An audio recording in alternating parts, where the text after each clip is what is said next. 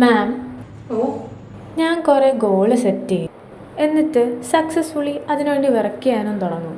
പക്ഷേ കുറച്ച് കാലം കഴിയുമ്പോഴത്തേക്കും എനിക്ക് അതിനോടുള്ള ഇൻട്രസ്റ്റ് കുറയും.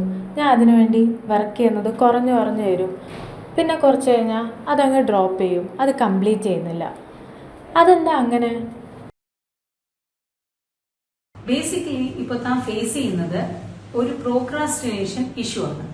പ്രോക്രാസ്റ്റിനേഷൻ എന്ന് പറഞ്ഞു കഴിഞ്ഞാൽ നമ്മൾ ഓരോ ഗോള് സെറ്റ് ചെയ്യും, പക്ഷെ കുറച്ചു നേരം കഴിയുമ്പോൾ നമ്മൾ തന്നെ അത് ചെയ്യാൻ പറ്റാതെ മാറ്റി മാറ്റി വെക്കുകയോ അല്ലെങ്കിൽ അത് ഫോളോ ചെയ്യാതിരിക്കുകയോ ചെയ്യുന്ന ഒരു അവസ്ഥയാണ്.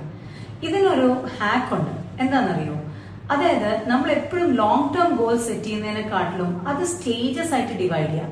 ഫോർ എക്സാമ്പിൾ, ഇപ്പോൾ തന്റെ ഒരു ആഗ്രഹം ഒരു 10 ലക്ഷം രൂപ ഉണ്ടാക്കണം എന്നുള്ളതാണെങ്കിൽ നമ്മൾ വിചാരിക്കും 10 ലക്ഷത്തിന് വേണ്ടി മാത്രം ടാർഗറ്റ് ചെയ്യുക.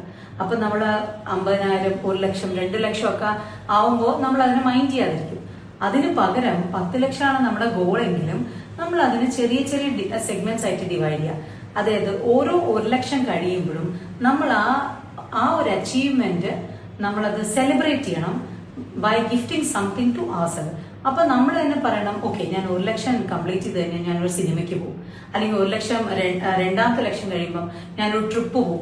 ഇങ്ങനെ പ്ലാൻ ചെയ്യണം. അങ്ങനെ ചെയ്യുമ്പോൾ നമുക്ക് ഈ ലോങ് ടേം ഗോൾസ് എന്നുള്ള മാറി ഷോർട്ട് ടേം ഗോൾസ് ആവുകയും നമ്മൾക്കത് പെട്ടെന്ന് ചെയ്തു തീർക്കാനും ആ മോട്ടിവേഷൻ നഷ്ടപ്പെടാതെ ആ ഫുൾ ടാസ്ക് കംപ്ലീറ്റ് ചെയ്യാനും സാധിക്കും.